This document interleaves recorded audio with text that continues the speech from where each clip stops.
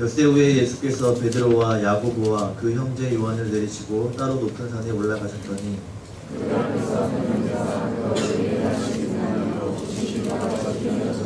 그때 모세와 엘리야가 예수와 더불어 말하는 것이 그들에게 보이거늘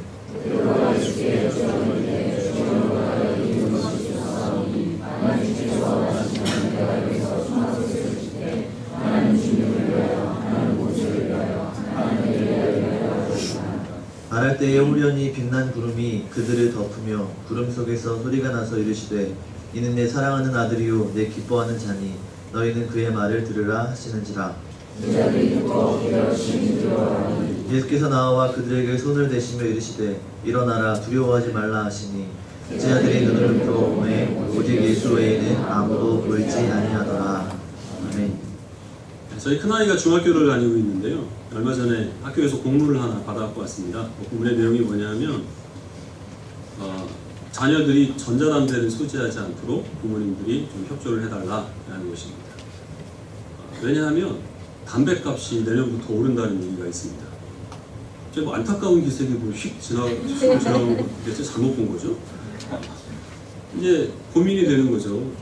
어른들은 물론 어떻게든 재정적인 여력이 있으니까 자기 돈으로 사서 피겠지만 청소년들은 그동안 그 작은 용돈을 쪼개고 아껴서 참 담배값을 마련하느라 많이 고생을 해왔는데 결국 그게 불똥이 청소년한테 튀어가지고 우리 검소하고 선량한 청소년들이 피해를 입게 되었다는 거죠. 담배값을 올린다는 그 취지는 그렇게 해서 국민 건강을 증진한다라는 것인데요. 담배를 끊으면 건강해진다는 걸 사람들이 몰라서 지금까지 안 끊은 건 아니죠. 그랬으면 뭐 담배 피우는 사람들이 하나도 없겠죠. 별로 그것과는 관계없이 담배를 피우는 사람들은 계속 피우게 될 겁니다. 그리고 우리 청소년들은 담배를 살 돈이 없으면 전자담배를 피우거나 아니면 삥을 뜯거나 그렇게 될 겁니다. 중독이라는 것은 참 무섭습니다. 그것이 자신들의 삶에 또 얼마나 그 삶을 피폐하게 하는 피해를 끼치느냐라는 것과는 관계없이 계속 그 속에서 헤맬 수밖에 없는데 모든 중독들은 다 공통적인 특징이 있습니다. 뭐냐면 현실의 삶 가운데서 잠깐 벗어나기 위해서 다른 세계를 사는 것 같은 그러한 이제 착각이나 또는 그러한 이제 기분 전환을 허락하여 준다는 것이죠. 담배 못지않게 청소년들한테 큰 문제가 되는 것이 이 스마트폰이죠. 스마트폰을 아이들이 놓지 못하는 그 이유가 무엇이냐면 당장 자기 앞에 있는 사람보다 자기가 관심이 있거나 아니면 자기가 좀 더 교제를 하고 싶거나 자기가 친분이 있는 그런 사람들과 가산의 공간에서 교제를 할 수 있도록 핸드폰이 만들어주는 거죠. 그래서 좀처럼 그것을 손에서 놓지를 못하게 되는 겁니다. 게임 중독도 역시 마찬가지인데요. 게임의 고수는 많은 사람들이 사실 사회에 적응이 실패하는 사람들이 많이 있습니다. 물론 전부 다 그런 것은 아닌데요. 왜냐하면 그 게임을 통하여서 자기가 현실에서 이루지 못한 것들을 이루는 성취감을 게임의 세계 속에서는 그것이 가능하다는 것이죠. 우리가 실제 삶 가운데서 어떤 분야에서 그 탁월함으로 다른 사람의 인정을 받기 위해서는 참 힘듭니다. 기회도 있어야 되고 자기의 어떤 재능도 있어야 되고 거기에 또 피나는 노력들이 따라야 그래야만 비로소 현실 세계에서는 그 탁월함으로 다른 사람들의 인정을 받을 수 있습니다. 근데 게임의 세계에서는 그렇지 않죠. 다른 사람보다 조금 더 시간만 투자를 하면 얼마든지 그 세계에서는 대접을 받을 수 있으니까 그래서 게임 중독으로 빠져드는 사람도 많이 있는 것이죠. 도박도 마찬가지고 쇼핑도 마찬가지입니다.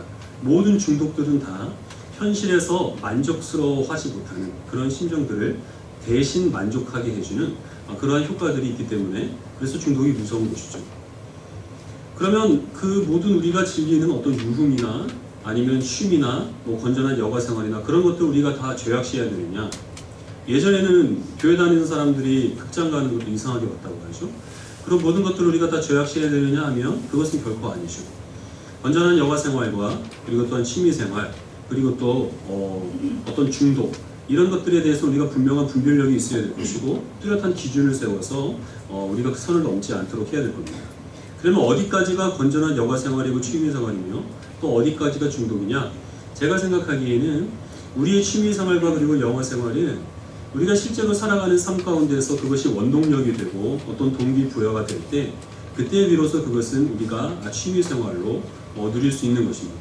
근데 그것이 정도가 지나쳐서 우리의 실제로 살아가는 삶 가운데 그것이 전혀 도움이 되지 않는다든지 현실과 그 취미 생활이 주는 어떤 가상의 만족에 점점 더 격차가 벌어진다든지, 아니면 실제 우리가 살아가는 삶에 지장을 초래할 정도로 그것이 우리의 삶에 어떤 시간적으로 많은 부분을 점령을 해버리게 되면 그것은 중독입니다. 그때가 되면 우리는 단호하게 그것들을 다 끊어버려야 될 필요가 있습니다. 이 원리는 신앙생활에 있어서도 마찬가지입니다. 우리가 신앙생활에는 이름이 붙여진 모든 활동들을 하는 것은 신앙생활 자체의 의미가 있는 것이 아니라 그 신앙생활을 통하여서 하나님께서 우리에게 허락하여 주신 이 주일 외에 6일 동안의 삶 가운데 빛과 소금으로 주님의 제자로 살아가는데 그 신앙생활이 원동력이 되고 동기부여가 될 때 비로소 우리가 하는 신앙생활이 의미를 갖게 되는 것이죠. 오늘 본문 말씀을 살펴보도록 하겠습니다. 예수님께서 가까이 곁에 두신 3명의 제자가 있습니다. 베드로, 야고보, 요한인데요. 이 3명의 제자를 예수님께서 데리시고 산에 올라가셨습니다. 오늘 본문에는 예수님께서 어떤 산에 올라가셨는지 거기 분명히 나와 있지 않죠. 옥구산에 올라가셨다는 설도 있는데요. 좀 쓸데없는 얘기였죠. 그런데 후대 사람들이 이 예수님께서 올라가신 산에 이름을 붙입니다. 변화산이라는 이름입니다. 왜 변화산이냐 하면 변화산에 올라가셨을 때 예수님의 얼굴에 광채가 나고 그 옷이 희게 변화되는 일들이 일어났기 때문에 그래서 그 산이 변화산입니다. 제자들이 보니까 예수님의 얼굴에 광채가 나고 옷이 휘어지고 또 예수님과 더불어서 구약의 선지자인 모세와 엘리야가 예수님과 대화를 나누고 있는 것이 제자들에게 목격이 됩니다. 베드로가 그것을 보고 황홀경에 빠집니다. 거기가 너무 좋아서 난 여기가 좋습니다. 내가 여기에 예수님과 그리고 모세와 엘리야를 위하여서 집을 지어드리겠습니다. 이렇게 얘기를 합니다. 그때 하늘에서 음성이 들리죠. 이는 내 사랑하는 아들이요 내 기뻐하는 자니 너희가 그의 말을 들을지어다, 그의 말에 순종할지어다 하는 그런 음성이 들리게 됩니다. 하나님의 음성이죠. 예수님의 제자들은 그 음성을 듣고 두려워서 그 앞에 엎드립니다. 예수님께서는 그 제자들을 일으켜 세우셨는데 제자들이 일어나니까 예수님과 함께 있었던 모세와 엘리야는 없고 예수님만 거기에 남아 계십니다. 그리고 예수님은 그 제자들을 데리시고 다시 산 밑으로 내려오시게 됐습니다. 먼저 이 사건이 갖고 있는 의미가 무엇인가 우리가 그것을 생각해 봐야 되겠죠. 예수님과 함께 여기서 대화를 나눈 모세와 엘리야는 낯선 사람들이 아니죠. 왜냐하면 우리는 이미 오병이어 사건에서 유대인들이 그 오병이어 사건을 목격을 하고 누구를 떠올렸느냐? 바로 이 모세와 엘리야를 떠올렸다는 사실 우리가 앞에서 살펴봤습니다. 모세는 이스라엘 백성들을 광야에서 만나러 그들을 40년 동안 몰렸습니다. 예수님께서 빈들에서 오병이어로 이 5,000명의 사람들을 노린 것과 같은 그런 일을 행하였습니다. 그리고 엘리야는 사르밧에 있는 과부의 집에서 그 과부의 집에 있는 기름통과 그리고 또 밀가루통이 끊어지지 않도록 계속 거기에서 먹을 것을 공급하는 그 이적을 행하였습니다. 예수님께서 축사하신 그리고 제자들에게 나누어 주신 그 떡과 물고기가 끊어지지 않고 계속 그 강줄에서 나왔던 것과 똑같은 것이었습니다. 이 모세는 죽음을 앞두고 이스라엘 백성들에게 하나님께서 너희 형제 중에서 나와 같은 선지자를 너희에게 보내실 것이다 라는 그 약속을 했기 때문에 이스라엘 백성들은 하나님이 보내신 우리의 왕, 우리의 구원자, 즉 메시아는 모세와 같은 모습으로 올 것이다 라는 그런 기대가 있었고 또한 말라기 선지자는 여호와의 날이 임하게 되면 하나님께서 엘리야 선지자를 보내셔서 그 메시아가 올 길을 예비할 것이다 라는 그 말씀을 주셔서 엘리야가 나타나게 되면 이제 하나님이 보내신 그 선지자가 임박한 때라는 그런 기대를 갖고 있었던 것이죠. 그리고 이 오병이어의 이적은 바로 그 구약에서 예언한 메시아가 바로 예수 그리스도라는 사실을 그들에게 명시적으로 보여주는 그러한 사건이었습니다. 마태복음 16장에서 예수님께서는 그 베드로의 신앙 고백을 받으시고 예수님께서 바로 메시아라는 사실을 자신의 입으로 밝히셨습니다. 지금까지 제자들은 주변 정황에 의하여서 다른 사람들의 증언에 의하여서 우리의 선생님이 혹시 메시아가 아닐까 하는 기대를 가지고 따랐지만 확실한 증거는 없었습니다. 근데 예수님께서 당신을 밝히셨죠. 내가 곧 메시아라. 그리고 오늘 이 사건들은 바로 예수님께서 메시아라는 사실을 하나님께서 증거하신 일입니다. 지금 여기에는 하나님께서 그 예수님께서 메시아라는 사실을 밝히 드러내시는 재판장이 되는데요. 유대인들이 어떤 재판에서 그 사람의 증언이 진실이냐 거짓이냐 하는 것들을 판명하기 위하여서는 두 사람의 증인이 필요합니다. 그래서 이 사람이 증언한 것에 대해서 두 사람이 나와서 그 사람의 증인이 맞다 하면 그것은 사실이 되는 것이죠. 예수님께서 내가 메시아라 라는 증거에 대해서 바로 여기에서 모세와 엘리야가 그 증인을 서고 있는 것이죠. 예수님의 얼굴이 밝아졌죠. 하나님의 음성이 들리고 거기서 제자들이 엎드립니다. 이것은 출애굽기에서 시내 산에서 하나님의 말씀이 선포되었을 때 이스라엘 백성들이 두려워서 그 앞에서 엎드린 것이며, 그리고 시내 산에서 모세와 하나님이 이 대화를 나누고 모세가 그 산에서 내려올 때 얼굴에 광채가 났습니다. 그래서 이스라엘 백성들이 그것을 보고 두려워하죠. 그래서 모세는 수건으로 얼굴을 가리고 시내 산을 내려올 수밖에 없었습니다. 그 일이 지금 여기서 똑같이 일어나고 있는 것이죠. 이는 내 사랑하는 아들이요 내 기뻐하는 자라라는 이 말씀은 예수님께서 공생의 사역을 처음 시작하실 때 세례 요한에게 세례를 받으시고 비둘기와 같은 성령이 비둘기같이 예수님이 위에 임재하셨을 때 하늘에서 들려온 바로 그 음성입니다. 그 사건 자체가 이사야 61장에 있는 메시아 사건을 성취하는 일인데, 거기에 하나님께서 덧붙이신 말씀이 있습니다. 너희가 그의 말을 들어라 하는 그 말씀이죠. 신명기 18장 말씀을 같이 보겠습니다.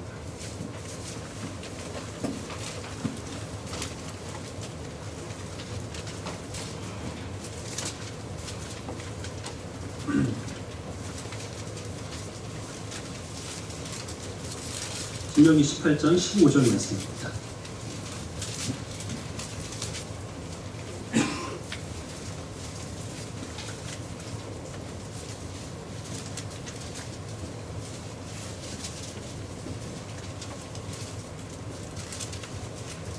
구약 290페이지 신명기 18장 15절 말씀을 같이 읽겠습니다. 내 하나님 여호와께서 너희 가운데 내 형제 중에서 너를 위하여 나와 같은 선지자 하나를 일으키니 너희는 그의 말을 들을지니라. 이것은 모세가 그 나와 같은 선지자를 약속한 그 본문인데요. 그 선지자를 일으키니 너희는 그의 말을 들어라 라는 것이 모세의 마지막 유언이었습니다. 우리가 또한 그 말을 지금 하나님께서 변화산에서 다시 반복하심으로 바로 이 모세와 같은 선지자가 바로 너희들 앞에 있는 너희 선생님이 바로 예수 그리스도라는 사실을 하나님께서 선포하신 것이죠. 이 법정에서 예수님이 증언이 참이라는 사실을 두 명의 증인을 통하여서 확증하였고, 그래서 재판장이신 그 하나님께서 이제 선고하신 겁니다. 예수님께서 자신에 대해서 선포하신 나는 메시아라는 그 말씀이 진실이라 라고 그 재판장의 망치를 땅땅 지금 두드리게 된 것이죠. 그럼 왜 예수님께서는 이 마태복음 17장에서 변화산의 이적을 일으키셨을까요? 제자들을 놀래주시기 위해서? 그것이 아니고 여기도 분명한 이유가 있습니다. 마태복음 16장에서 베드로의 신앙 고백 이후에 예수님께서는 당신이 메시아라는 사실을 제자들에게 확신시키시고 확인시키셨을 때 제자들이 어떤 마음을 가졌겠습니까? 우리가 그동안 따라다닌 이 예수님이 바로 하나님이 보내신 우리의 왕이니 이제 우리의 고생은 다 끝났다는 거죠. 예수님께서 완성하신 그 하나님의 나라에서 예수님이 왕 되시고, 그럼 나는 국무총리하고 너는 장관 되고, 이런 기도로 제자들이 잔뜩 부풀어 있을 때 예수님이 뭐라고 하십니까? 순환 예고를 하십니다. 내가 사람들에게 붙잡히고 십자가에서 죽게 될 것이고 죽은 지 3일 만에 다시 살아나리라. 그 말을 듣고 제자들은 그야말로 혼란에 빠지게 되죠. 베드로는 절대 그런 일이 예수님께 일어나지 않을 겁니다 라고 했다가 예수님께 호되게 또 야단을 맞게 되죠. 예수님은 거기에 더 넘어서 누구든지 나를 따르려거든 자기를 부인하고 자기 십자가를 지고 나를 따라야 한다. 그래서 너희들도 십자가에 못 박혀야만 된다는 사실을 제자들에게 말씀하십니다. 그럼 제자들은 어떤 생각을 가지겠습니까? 우리가 지금 뭔가 오해를 하고 있는 건가? 우리가 지금 잘못 생각을 하고 있는 건가? 나는 지금 예수님을 따라가서는 안 되는 건가? 어떻게 해야 되는 건가? 하는 이런 혼란에 빠져 있을 때 예수님께서 제자들을 지금 변화산으로 데리고 올라가신 거죠. 나도 십자가에 못 박혀 죽음을 당하겠지만, 그러나 그것이 나의 본연의 모습이 아니라 내가 가지게 될 그 영광은 지금 너희가 목격하고 있는 바로 이 변화산에서의 그 빛나는 광채의 영광스러운 모습이 바로 나의 모습이라는 것입니다. 그리고 나를 따르는 자는 마찬가지로 내가 진 그 십자가를 그도 지게 되겠지만, 그러나 그 고난은 잠깐뿐일 것이고 그 고난 이후에 내가 누리는 이 영광을 나를 따르는 모든 나의 제자들도 더불어서 누리게 될 것이다. 그러니 담대하게 주님께서 허락하신 그 모든 사명들을 기쁨으로 감당하라 라는 이 소망을 주시기 위하여서 예수님께서는 지금 제자들을 변화산으로 데리고 올라가신 겁니다. 물론 제자들은 이 예수님의 뜻을 잘 헤아리지를 못하고 있죠. 그래서 베드로가 무엇이라고 얘기를 합니까? 베드로가 한 말, 여기까지 오사오니 내가 초막셋을 짓겠습니다. 이 말은 예수님 산을 밑으로 내려가지 마십시다 이 얘기입니다. 내려가 봐야 거기에는 시끄러운 소식들 뿐이고 거기에 내려가면 인생이 고달프고 별 볼 일 없지 않습니까? 거기에는 십자가가 기다리고 있다고 예수님께서 말씀하지 않으셨습니까? 우리 산 밑으로 내려가지 맙시다. 나는 가기가 싫습니다. 나는 여기에 머물러 있는 게 좋습니다. 이 말입니다. 그 베드로의 제안에 대해서 예수님께서는 조용하지만 단호하게 거절하시고 그들을 다시 데리시고 산 밑으로 내려오셨죠. 왜냐하면 아직 그때가 아니기 때문입니다. 산 밑에서 예수님께서 하실 일이 너무나 많이 있습니다. 지금 이제 당장 내려가시면 거기에서 귀신 들린 아이를 예수님께서 고치셔야 됩니다. 사두개인 바리새인들 계속되는 논쟁을 통하여서 참된 믿음이 무엇인지를 예수님께서는 제자들에게 가르치셔야 됩니다. 그리고 이제 예루살렘에 올라가셔서 십자가를 지시고 부활하시는 일들을 해야 되기 때문에 그 모든 하실 일들 때문에 예수님께서는 산 위에 머물러 계실 수가 없었던 것이죠. 좀 더 정확하게 말씀을 드리면 이제 산 밑에서 예수님께서 하실 일들을 제자들에게 예수님께서는 물려주시고 그리고 승천하실 터인데 그 제자들이 산 밑에서 할 그 일들을 믿음으로 감당케 하기 위하여서 소망의 끈을 놓지 않게 하기 위하여서 그 일을 좀 더 잘 감당하게 하기 위하여서 산 밑에서의 삶을 위하여서 예수님께서는 제자들을 산 위로 데리고 올라가셨다는 것입니다. 이것은 우리들에게 있어서 제자들이 그래서 제자로서의 사명을 감당할 때마다 항상 복음 전하기에 앞서서 이들은 모여서 기도했습니다. 모여서 기도한 그 이유가 무엇이죠? 변화산에서 우리와 함께 하신 그 예수님께서 성령으로 우리와 동행하신다는 사실을 그들이 확신하기 위하여서 그들은 모여서 기도했고 내가 비록 지금 복음을 전하다가 극심한 고난과 그리고 또 모진 고통을 당하게 되겠지만 그럼에도 불구하고 십자가를 통하여서 그 영광을 얻으신 그 예수님의 빛나는 영광이 곧 자신의 영광이 될 것이라는 그 소망의 끈을 놓지 않기 위하여서 그들은 모여서 기도했던 것이죠. 그리고 또한 이것은 주를 믿는 우리 모든 그리스도인들에게 공통적으로 요구되는 것입니다. 우리들은 영적인 의미에서 변화산에 올라야 하는 것이죠. 우리들에게 있어서 변화산은 어디입니까? 우리가 진짜 직접적으로 산속에 들어가거나 산 위에 올라갈 수 있습니다. 전국에 있는 기도원 가운데서 가장 흔한 이름이 아마 변화산 기도원일 겁니다. 인터넷에 검색창에 한번 쳐보시면 한 페이지는 넘게 나올 거예요. 우리는 그렇게 시간을 내어서 세상과 단절된 그런 공간 안에서 하나님과 말씀과 기도를 통하여서 깊이 있는 교제를 나누게 되는 그런 시간들이 우리들에게는 필요합니다.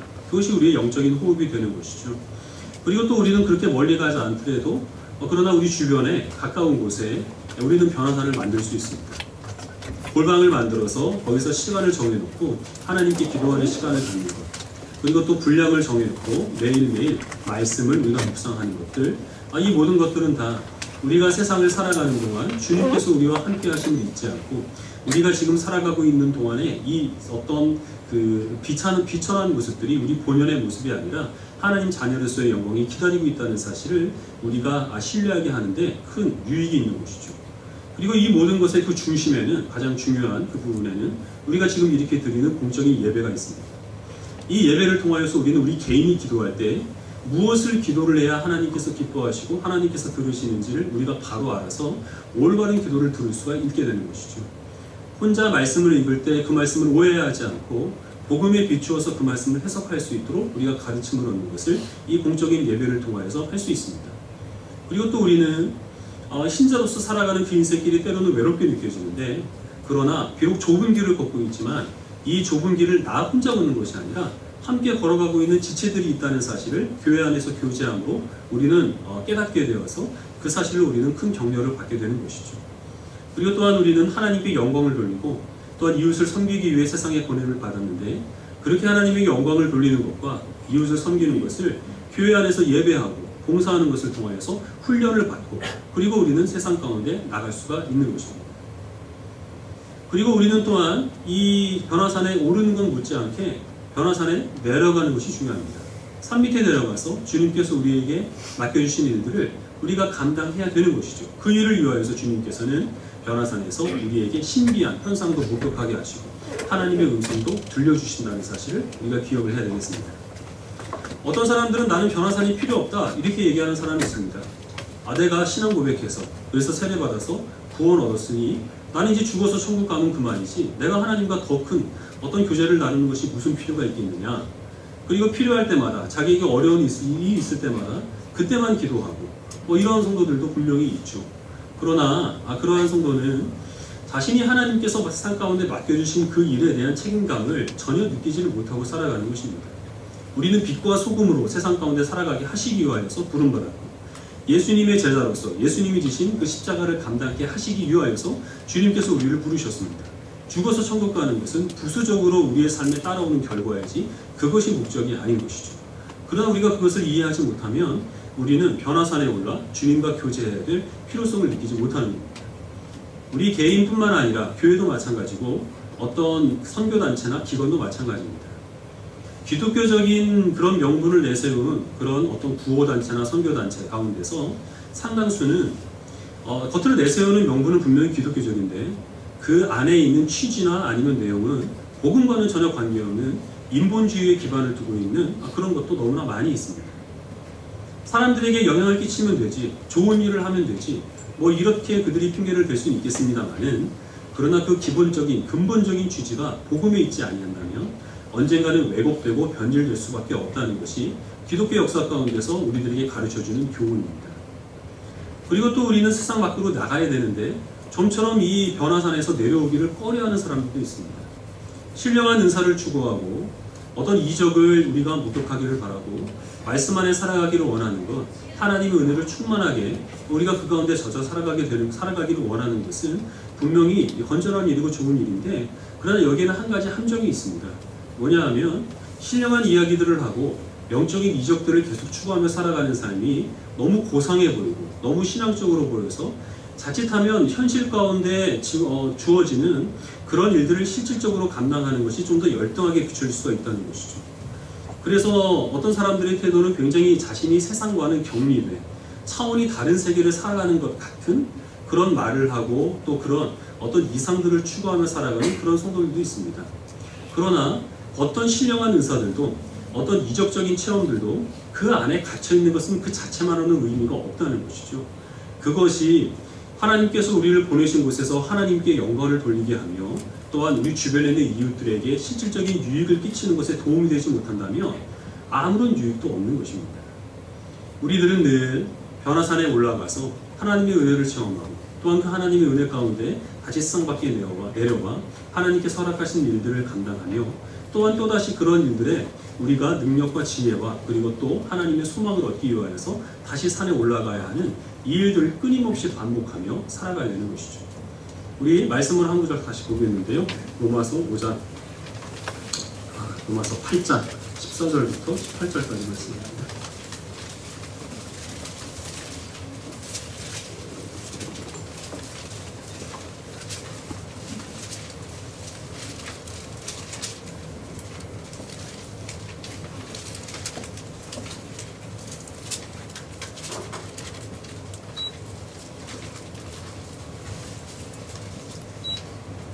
로마서 8장 14절부터 18절까지 한 절씩 기록하겠습니다. 14절을 제가 먼저 읽겠습니다.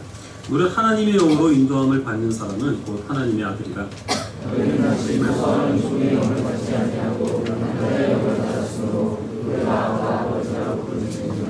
성령이 친히 우리의 영과 더불어 우리가 하나님의 자녀인 것을 증언하시나니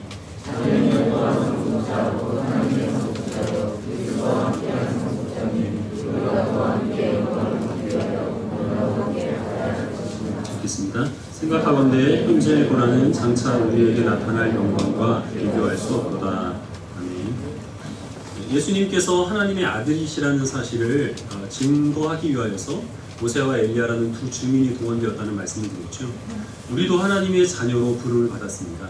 그리고 우리가 하나님의 자녀라는 사실을 증거하는 또 두 사람의 증인이 있는데 한 분은 바로 성령님이시고 그리고 또 하나는 우리의 영이라 라고 이 로마서 8장 우리가 읽은 말씀에서 그렇게 증거를 하고 있습니다. 그리고 또 하나님의 자녀가 되었기 때문에 하나님께서 우리를 상속자로 삼으셔서 우리에게 물려주실 유산이 있죠. 그 유산이 여기서는 두 가지가 언급되어 있는데 하나는 무엇이냐면 영광입니다. 예수님께서 그 변화산에서 그렇게 변화됨으로 누리셨던 그 영광이 하나님의 자녀인 우리들이 될 것임을 하나님께서 약속해 주셨죠. 그리고 그 영광뿐만 아니라 또 하나를 하나님께서 우리들에게 유산으로 물려주실 것인데 그것이 무엇이냐 하면 고난입니다. 예수님께서 십자가의 고난을 통하여서 영광을 받으셨던 것처럼 하나님의 자녀로서의 영광을 얻기 위하여서 당연히 이 고난을 받을 것을 한편으로는 기대하고 한편으로는 각오하라.